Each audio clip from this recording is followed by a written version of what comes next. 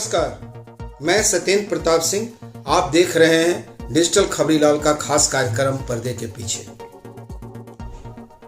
Junior doctors Kolkata के धर्मतला में शनिवार शाम 8:20 से आमरण अनशन पर बैठे हुए हैं। 125 से अधिक घंटे आमरण अनशन के हो चुके हैं, लेकिन इसके कल के शाम के पहले तक राज्य सरकार के तरफ से कोई ऐसा कदम या पहल नहीं लिया गया ताकि कहा जा सके कि सरकार इस मामले के प्रति गंभीर है। शुरू में 6 डॉक्टर इस अनशन पर बैठे थे, उसमें आरजी कर का कोई डॉक्टर नहीं था।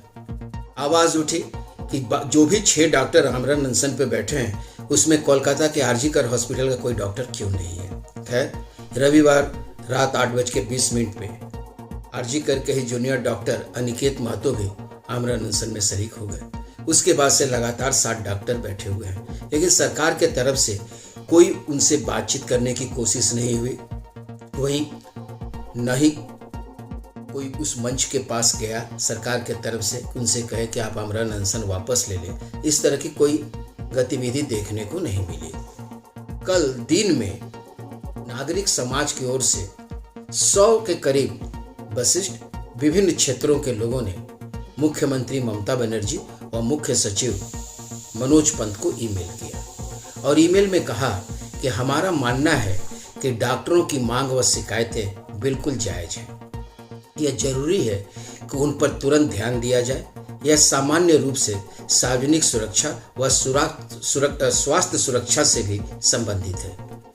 यानी कुल मिलाकर राज्य की जो स्थिति है उसे लेकर इस समाज ने चिंता व्यक्त की और कहा कि कुछ सरकार के तरफ से इसे पहल होनी चाहिए।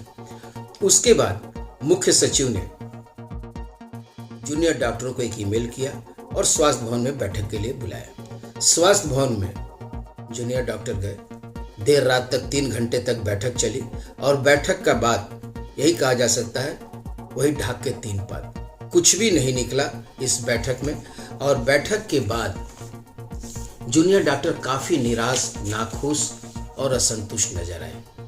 जूनियर डॉक्टर देवाशीष हलदार ने कहा कि ये सिर्फ समय की बर्बादी है, इसके अलावा कुछ नहीं है। सिर्फ मौखिक आश्वासन दिया जा रहा है, समय सीमा भी नहीं बताई जा रही है और यदि अनशन ही हटाना है तो मंच पर आकर हमसे रिक्वेस्ट कर सकते हैं, मंच पर सामने आके कुछ बातें कर सकते हैं, लेकिन सरकार पूरी तरह उदासीन है। सरकार दरअसल इस मामले को गंभीरता से ले ही नहीं रही है। वहीं जूनियर डॉक्टर अशफाकुल्लाह के अनुसार स्वास्थ्य भवन बुलाकर जूनियर डॉक्टरों को अपमानित किया गया है। मीटिंग बुलाना है तो बुला लिए मीटिंग, एक खाना पूर्ति के सिवा कुछ नहीं है। उनके पास कोई एक्शन प्लान है ही नहीं। और ये जो मीटिंग में उन लोगों ने कल जो बातें कही वह ईमेल के जरिए भी हम लोगों को बता सकते थे। सच तो यह है कि हम लोग मौत से नहीं डरते हैं, हम लोग झूठ से डरते हैं। यानी जूनियर डॉक्टरों का जो स्टैंड है वो बिल्कुल क्लियर है, लेकिन जहां दूसरी तरफ राज्य सरकार का सवाल है उसका स्टैंड अभी तक क्लियर नहीं है।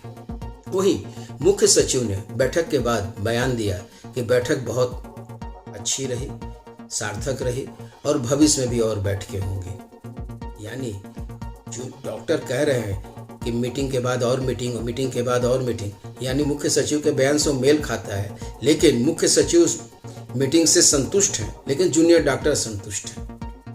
अब रही बात इन जूनियर डॉक्टरों के समर्थन को लेकर, तो जूनियर डॉक्टरों के समर्थन में सीनियर डॉक्टर अब खुलकर सामने आ गए हैं। सीनियर डॉक्टर खुलकर सामने आने के बाद अब इन लोगों ने सामूहिक इस्तीफा देना शुरू कर दिया है।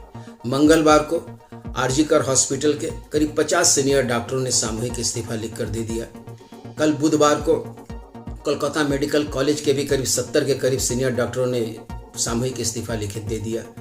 खबर है कि सिलीगुड़ी के नॉर्थ बंगाल मेडिकल कॉलेज से भी 35 या 40 के करीब सीनियर डॉक्टरों ने सामूहिक इस्तीफा दिया है।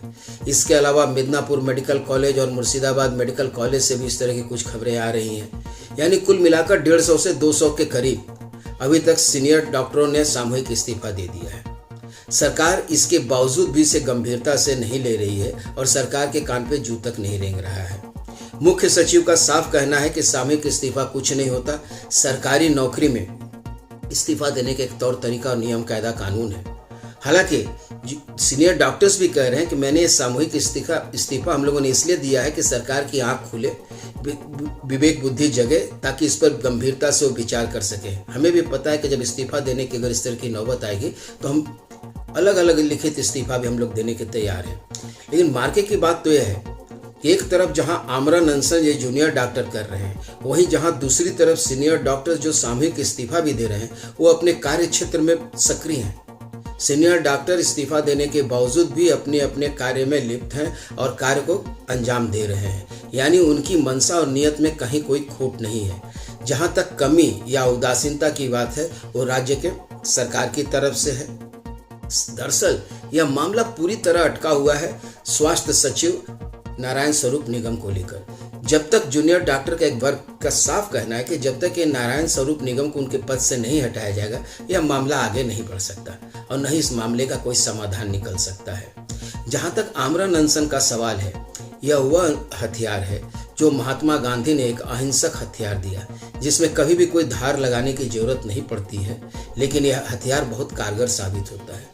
महात्मा गांधी ने इसी आंदोलन के जरिए क्या कुछ करके दिखाया है भारत अच्छी तरह जानता है। हालांकि महात्मा गांधी ने ही आमरण अनशन की शुरुआत की थी ऐसा कुछ भी नहीं है, इसके पहले भी अनशन होते थे। नेताजी सुभाष चंद्र बोस से लेकर बहुत लोगों ने अनशन किया है। अगर हम आज़ादी के बाद ही देखें तो आंध्र प्रदेश में आज़ादी के तत्काल बाद पी श्रीरामालू ने पृथक आंध्र प्रदेश के गठन के लिए 56 दिन तक आमरण अनशन किया था। उस वक्त मीडिया भी इतना ज़्यादा नहीं था, सोशल मीडिया का तो सवाल ही नहीं उठता, और 56वें दिन उन्होंने प्राण त्याग दिया था। उसके बाद 3 दिन तक जो स्थिति देश में हुई थी कि पंडित जवाहरलाल नेहरू को मजबूरन पृथक आंध्र प्रदेश गठन की बात को स्वीकार करना पड़ा था।